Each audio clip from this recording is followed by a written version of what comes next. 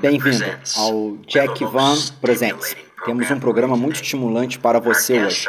Nossos convidados são Mike Walker, ex-padre da Igreja de Satanás em San Bernardino, Califórnia, e Joanna Mikeson, que foi ex-associada de uma cirurgiã psíquica na cidade do México. E acho que esta é uma das entrevistas mais emocionantes e esclarecedoras que já fiz. Porque Joanna quanto Mike falam sobre os perigos de entrar no ocultismo e como se pode estar livre do ocultismo. Você sabe, isso nem sempre é tão fácil de fazer. Realmente não é relaxa. E mais tarde no programa estarei falando sobre o mundo oculto da adoração ao diabo. Crianças desaparecendo, drogas, sexo e rock.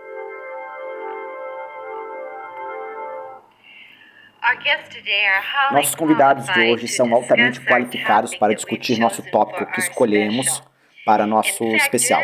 Na verdade, Joanna Mikeson não é uma estranha para você. Nós a tivemos em nosso programa antes.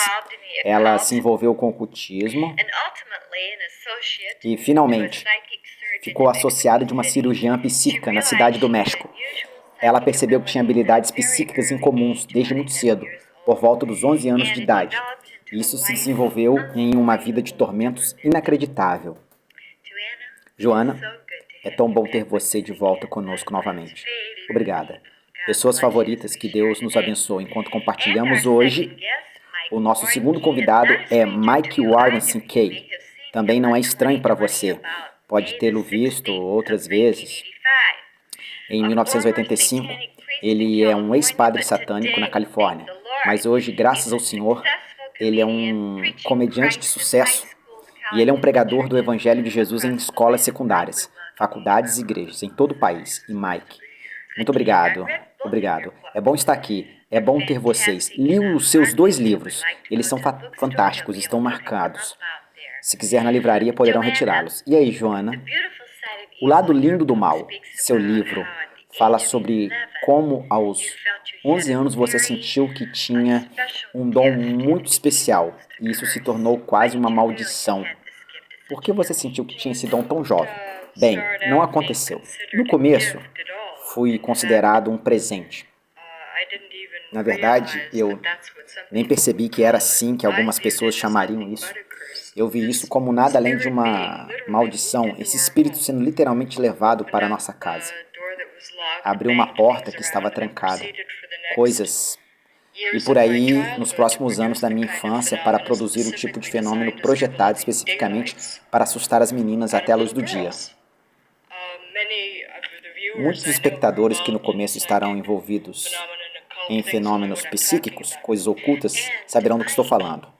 E, Mike, como no mundo agora, um vendedor satânico do seu livro dá o testemunho dele, eu sei a resposta para essa pergunta, mas quero que o nosso povo saiba disso. Como você se interessou pela adoração satânica? Bem, fiquei interessado basicamente, na minha curiosidade foi despertada por um programa de televisão. Eu estava vivendo uma situação que era boa, mas na minha opinião poderia ter sido melhor. E aos 13 anos, a sua opinião sobre tudo é que poderia ser melhor. E eu vi esse programa de televisão e eu vi essas pessoas exibindo esses poderes neste programa e elas foram capazes de manipular suas vidas. E eu queria esse poder. E assisti ao programa e escrevi palavras que pareciam ser convincentes para os que estavam fazendo. E então fui para a biblioteca e eu apenas pedi ao bibliotecário para me trazer livros sobre coisas. E porque ninguém levou isso a sério, eles fizeram todo mundo apenas pensou que eu tinha um hobby estranho. Mas você sabe que só pode se alimentar de certas coisas por tanto tempo, até começar a se tornar literalmente o que você come. Isso é verdade na carne, certamente é verdade mentalmente e é verdade espiritualmente. Tudo bem, vamos falar sobre isso. Isso é real. Eu conheço muitas pessoas por aí. Na verdade, quando alguns dos meus amigos souberam que eu iria entrevistá-lo, uma senhora disse, você realmente acredita em fenômenos psíquicos? Você acredita que existem pessoas que adoram Satanás? Bem, estou aqui para dizer que é real e não é. Vamos falar sobre sua experiência primeiro, Joanna. Você se envolveu com um cirurgião psíquico no México, na cidade do México. O que você viu lá? O que ela fez com as pessoas, cirurgias cerebrais, cânceres removidos, foi real? Foi uma pré-digitação? Você sabe que há muita controvérsia sobre esse assunto e muitos livros e documentários foram produzidos dizendo que é tudo pré-digitação. Vários mágicos escreveram livros afirmando que, na verdade, eles usam Bashita como histórico de caso. Em a própria história, a opinião de algumas dessas pessoas é boa. É tudo falso. Inquestionavelmente, a maior parte é fraudulenta. Infelizmente. E se a Bíblia acredita que existem espíritos de demônios fazendo milagres, existem pessoas que no poder desse espírito se disfarçam, como no meu caso, o falecido príncipe azteca, nos 1500 anos, como tio-avô, quem quer que seja, como esses mestres ascendidos, espíritos de grande sabedoria. Por que não seus espíritos? Não, são o que são espíritos demoníacos, seres disfarçados de espíritos desfalecidos. Então a mulher com quem você trabalhou na cidade do México, Joana, estava na verdade possuída por um demônio na época, embora ela não tivesse definido isso assim, e nem eu. Você sabe, foi isso que me surpreendeu, porque eu me comprometi a trabalhar com essa mulher. Estive com ela por mais de 14 meses. Alex, eu vi coisas tão incríveis acontecendo. A mulher se sentava e entrava em estado alterado de consciência. O que conhecíamos como Pachita, o médium se foi e partiu, e outra entidade iria, e veio completamente e assumiu o controle, e andou por aí enfiando linha e agulhas, fazendo coisas incríveis. Ela, com os olhos fechados, ela não precisava ver o espírito. Por onde quer que ela estava indo nessa condição, diagnosticaria com a terminologia médica correta. Havia um médico cirurgião, médico regular, que tinha seu próprio consultório na cidade lá, que ficou surpreso dizendo que sim, isso é exatamente o que teria diagnosticado, simplesmente ficando ali e olhando para o indivíduo. Às vezes, prescrevendo medicamentos regulares e oficiais, às vezes coisas à base de ervas, e às vezes prescrevendo uma operação física literal. O que ela fez? Ela removeu o câncer, ela sentava-se e entrava em transe, e uma pessoa que iria fazer a operação se deitava em uma cama sobre um lençol que eles trouxeram, e nós embrulharíamos uma garrafa de álcool que eles trouxeram, um pouco de algodão que eles trouxeram, e simplesmente preparamos a paciente, e ela levantaria a tesoura em atitude de oração, falaria incidentalmente em outra língua. Os demônios podem falar em línguas, e eu ouvi fazer isso muitas vezes. E depois ela cortava o corpo, e as pessoas sentindo uma dor agonizante. Uma mulher com quem conversei muito, um amigo pessoal da minha família, teve problemas tremendo nas costas. Fez uma cirurgia aberta e havia um ferimento de vários centímetros de profundidade em suas costas. Durante meses depois, porque algo deu errado e não funcionou para curar. Descobri que era uma crente comprometida com Jesus e ela estava apenas equivocada e pensava que milagres estão acontecendo. Eles têm que ser de Deus, nada pode ser mais longe da verdade. Tudo bem, esse é um bom ponto, Joana. Agora, Mike, você era padre em uma igreja satânica na Califórnia. Você passou por rituais lá. Que tipo de rituais eram eles? Quero dizer, você amaldiçoou o Senhor?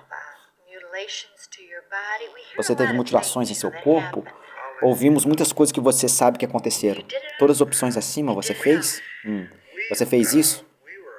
Sim, nós éramos um conglomerado naquela época. Tinha muitas práticas satânicas muito antigas que tivemos de fontes genuínas. Livros que foram transmitidos desde a Idade Média, desde que foi o material impresso.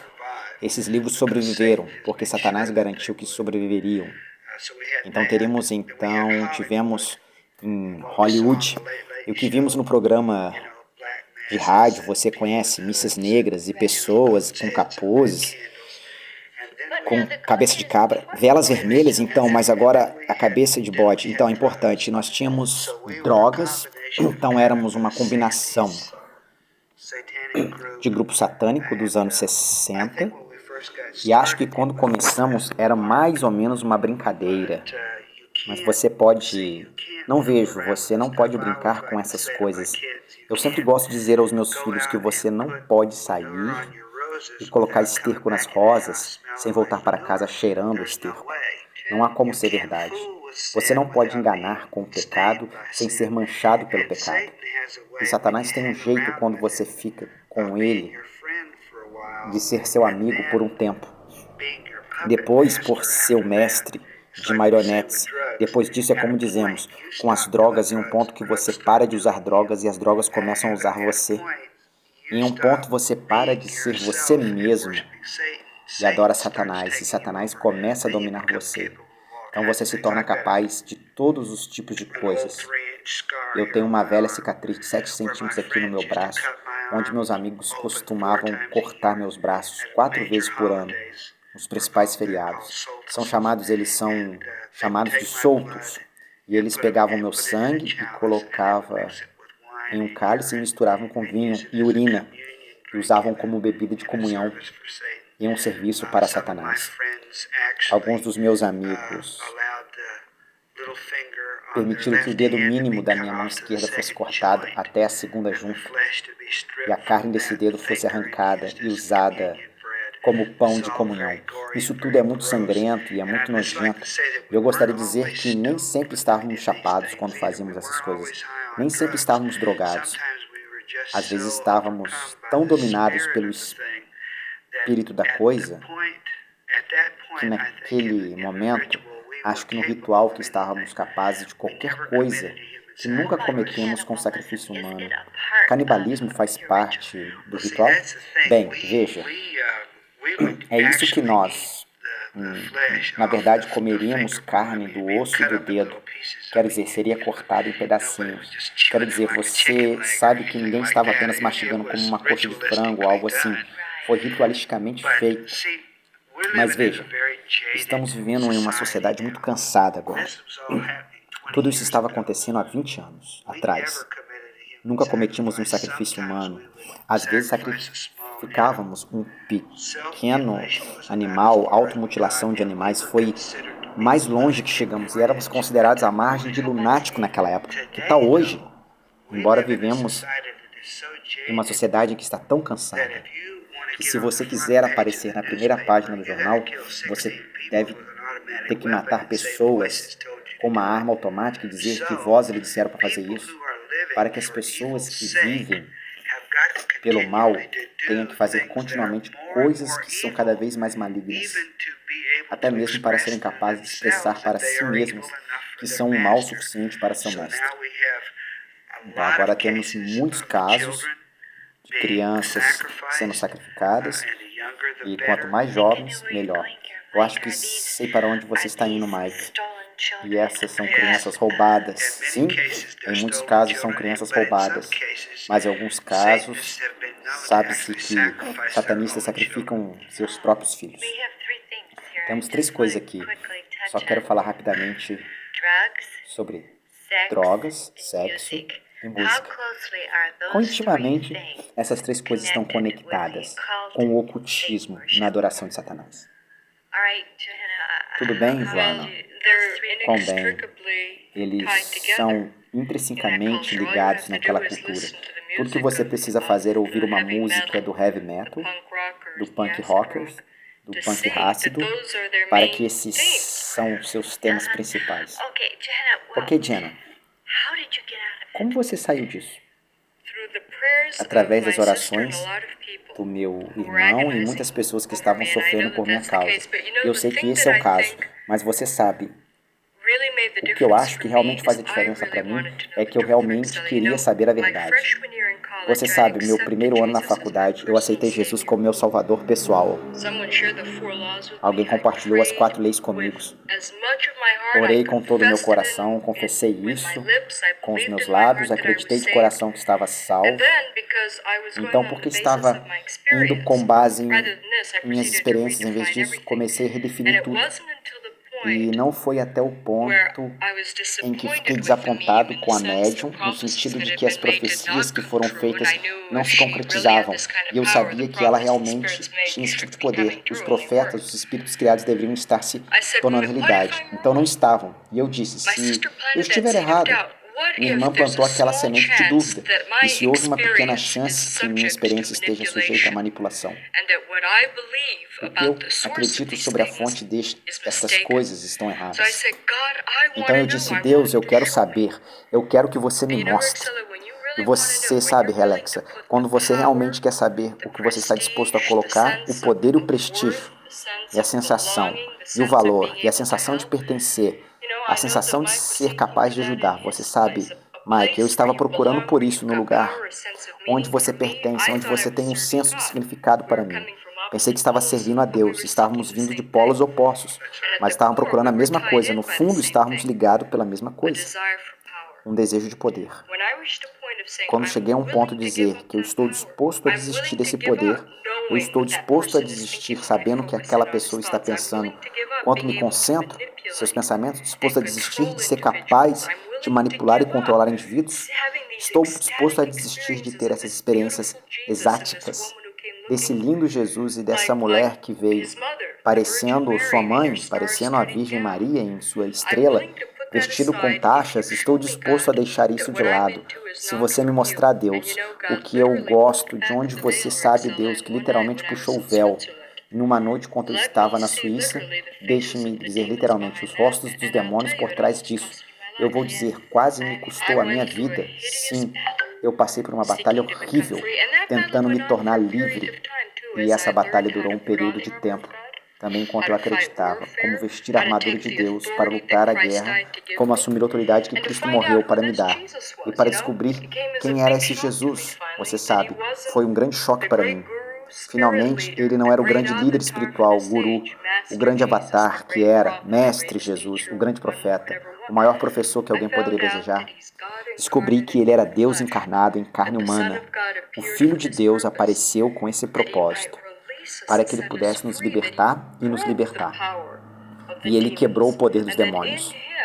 E que nele temos autoridades para confrontar o próprio Satanás, dizer a Satanás em nome de Jesus, eu te rejeito, eu te amarro, eu te repreendo e te ordeno, e que você tire suas mãos de mim.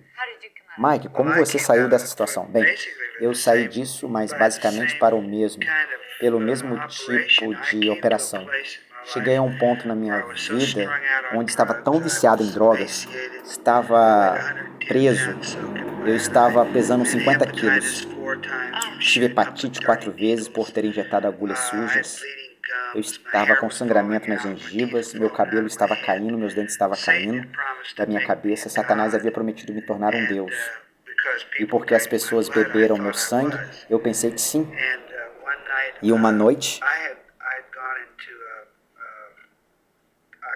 eu entrei em coma, porque eu usaria anfetaminas rápidas até que meu corpo simplesmente dissesse que é o suficiente, você fizer mais isso, vai morrer. Isso se chama overping, para um ponto do meu corpo simplesmente desligar. Eu estava pronto, quero dizer, na verdade, literalmente. Acordei por 18 dias e desmaiei. E acordei 4 dias depois. Ainda não sei o que aconteceu nesses 4 dias, mas eu estava deitado na cama. Aparentemente tive incontinência. Vomitei, você sabe, eu estava uma bagunça.